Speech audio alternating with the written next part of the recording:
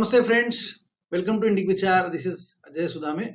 I am particularly pleased to announce the launch of a brand new all English show by the name of Nagpur Narratives.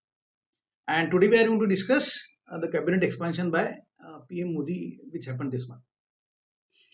On 7th of July, Prime Minister Modi expanded and overhauled his cabinet. One look at the size of the cabinet and it reminded me of one of the most quoted political slogans of the last decade, used by Modi's supporters and his detractors alike. The slogan is maximum governance, minimum government. The only difference being this slogan was used by his supporters for the first few years when he won the famous victory in 2014, and his detractors are using the same slogan to hit back when economy is sinking. And obviously there are administrative lapses. After he took over as Prime Minister in 2014, Modi made a serious attempt at keeping the government small. He had only 46 ministers in his first cabinet in 2014, of which only 24 were cabinet, many of them handling multiple portfolios. 7 years on, the real politic has kicked in and Modi has taken that number from 46 to 77. Just look at the size. It's almost, it's more than 1.5 times. Now this Modi cabinet overhaul has two clear-cut administrative and many political messages. But let us look at the administrative messages first. Number one, centralization of power and decision making process in few hands has failed to deliver actually. And if that's what Modi meant by minimum government, maximum governance, then it has bombed. Message number two, appointing greenhorns and novices like Babul Supriyo, Dr. Harshavardhan and even Ms. Smriti Irani may or may not fetch votes to you, but it is surely going to fail you when testing times like COVID arrives. A bit, I will discuss Ms. Smriti Irani's demotion in detail because that is important. But let us discuss the political messages coming out from this cabinet overall, because that is the crux of the whole exercise. Most media outlets promptly announced how many Dalits, OBCs and NTs have been inducted into the new cabinet, and possibly, of course, few upper caste also. Surprisingly, details were given by the party itself, BJP functionary itself. Obviously, pointing to the unease in the High Command. The aim behind giving out these caste details was, of course, to let it know to the Aam Janta that how many castes have got a representation in the new cabinet, and that's the whole thing. That's why the cabinet is so large. As I told, there is unease in the BJP High Command, and there are reasons behind it. There are two reasons, actually 2.5. I will tell you the first two right away and keep the balance half for the end. The first reason why BJP High Command is uneasy is that at the end of the pandemic, at the end of the second wave, the common man is badly wounded. It has hurt him on both the counts, lives and livelihood. I am sure in your acquaintance, so one of your friends or relatives, close relatives also possibly, you may have someone who's gone away. And I am sure lot of you or you know someone who has suffered either a job loss or economic losses. Second reason, between 2022 and 2024, in these 2 years, there are 23 assembly elections to be scheduled. Of course, other than the big general election in 2024. Now, we need to do little demarcation here, in the sense that 15 assembly elections are going to be held before the general elections, right? And of those, we need to look at 7 states which are very important to BJP. In 2022, There are assembly elections are scheduled in Gujarat, Uttarakhand, and UP. Now these three states put together, it's close to 120 seats. In 2023, four very important states are coming up for assembly elections. That's Rajasthan, Chhattisgarh, Madhya Pradesh, and Karnataka. Now these seven states put together, three in 2022 and four in 2023, it's 225 seats, 225 parliamentary seats, out of which BJP won close to 200 seats in 2014 and 2019 both. So the importance of these seven states just cannot be overstated. So to me, there is one simple meaning of this whole cabinet overall. To win maximum elections, Modi has deployed maximum government. And the minimum government, maximum governance has been officially abandoned. When it makes a comeback, we'll let you know. As I told you, friends, that people are wounded, they are hurt badly.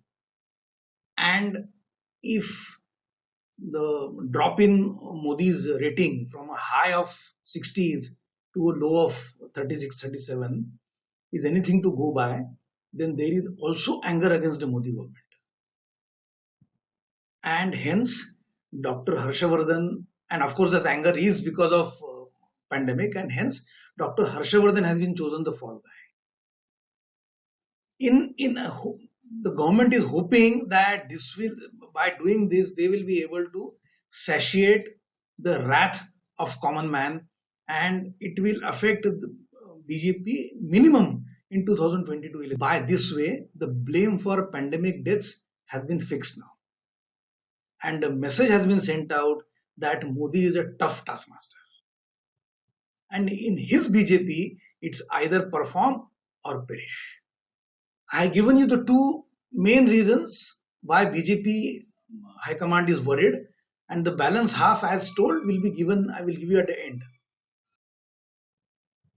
But before that, we need to look at 2022 very closely, because that's just in now. I mean, within 6 months there are elections.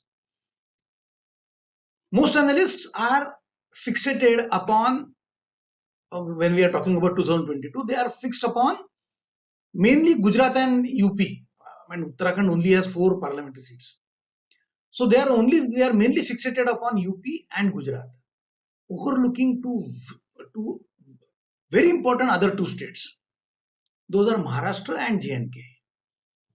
Now, I know the elections are not scheduled in either of these states, but the way things are moving, I am sure elections will be held in these 2 states in 2022. Now, Jammu and Kashmir, of course, deserves a separate episode, so we'll keep it for some other day. But let us discuss Maharashtra in some detail. I know if this Mahavikas Aghadi government lasts for 5 years, then the assembly elections will be held in 2024. But my hunch is that this alliance will come off sometime before or after BMC elections. The BMC elections are scheduled in February 2022. Please understand that for Shiv Sena, the BMC, Brihan Mumbai Municipal Corporation, matters even more than the state. Their coffers are filled only through this BMC, only by collections in Mumbai. So if holding on to this alliance or running this government is going to cost them BMC, then they won't think twice before walking out of the Mahavikas Aghadi.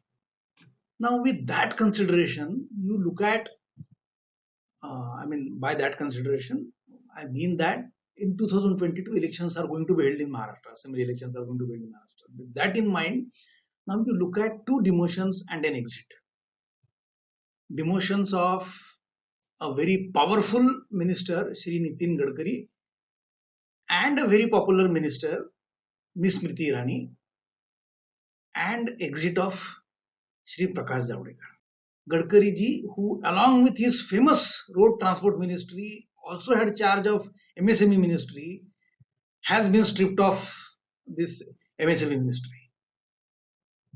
Miss Irani, who had, along with women and child development, had textile also, has been demoted, and now she only has women and child development. And there are few striking similarities between the demotions of these two. These both are very popular not only in their own constituencies but on social media also. Both had very important ministries if you look at it from employment point of view, and they could have made a big difference in these tough times of pandemic when unemployment rates were very high. And lastly, both those ministries have been given to ministries have been given to minister from Maharashtra. MSME has been given to Narayan Rane, the fresh defector from Shiv Sena, and textile has been given to Shri Piyush Goyal, the most efficient. Now again, Piyush Goyal is a Rajya Sabha member, so he may have been elected from somewhere else, but he is from Maharashtra, he is from Mumbai. To me, this demotion and the exit, and an exit means three things. First, Gadkari ji and Smriti ji could have used their ministries in far better fashion. In this tough COVID-19 pandemic times, neither they could assuage employers' fears nor they could stop the mass exodus of laborers from Maharashtra back to UP and Bihar. And for me, that's a clear-cut failure. Friends, this is very important because Maharashtra even today remains one of the most industrialized states. It SMEs and textiles in big numbers. To repeat, this will be used again to fortify Prime Minister Modi's image. He is a tough taskmaster, and in his BJP, it's performer Paresh. Second, taking away ministry from a Brahmin minister as powerful as Gadkari and giving it to a Maratha, that to a defector, gives out a clear-cut message. And that message is that Marathas will continue to rise in BJP. This is in line with the strategy shift made by Devendra when he became the chief minister in 2014. Again, Prakash Javadekar, who is also Brahmin himself, his exit should also be seen in the same light. Lastly, the most important message of the whole cabinet rejig is that defectors from other parties will be rewarded handsomely now. Please remember, Jyotiraditya Scindia and Narayan Rane have been made ministers within a year they joined BJP. Against that, Himanta Biswa Sarma was made chief minister after 7 years. He joined BJP in 2014. So there is a difference. And hence, this will have an effect on other parties in the run-up to the big election season coming ahead. And they must be worried now. For me, this is the message of the whole cabinet rejig. In conclusion, this Modi cabinet's overall was aimed at giving a stern message to non-performing ministers, rejigging caste calculus, rebooting health and industry, and telling defectors that you are welcome in BJP. I had promised earlier that I will discuss the balance half reason behind BJP High Command's worry in the end. And that half reason is President Ramnath Kovind's term is going to come to an end in 2022. And actually that's not the reason. The reason is the 80-year-old new kid on the block from Maharashtra is rolling up his sleeves for a fight. Sharad Pawar, who surprised Amit Shah in 2019 by forming a three-way government in Maharashtra in November 2019, is getting ready for another fight. Making the moves to land in Rashtrapati Bhavan in 2022. If that happens, then Modi will have to spend the last 2 years of his second term with his political guru, and I am sure Modi may not like it. That's it for today, friends. Please like us, share us and subscribe us. Thank you so much. Jai Hind.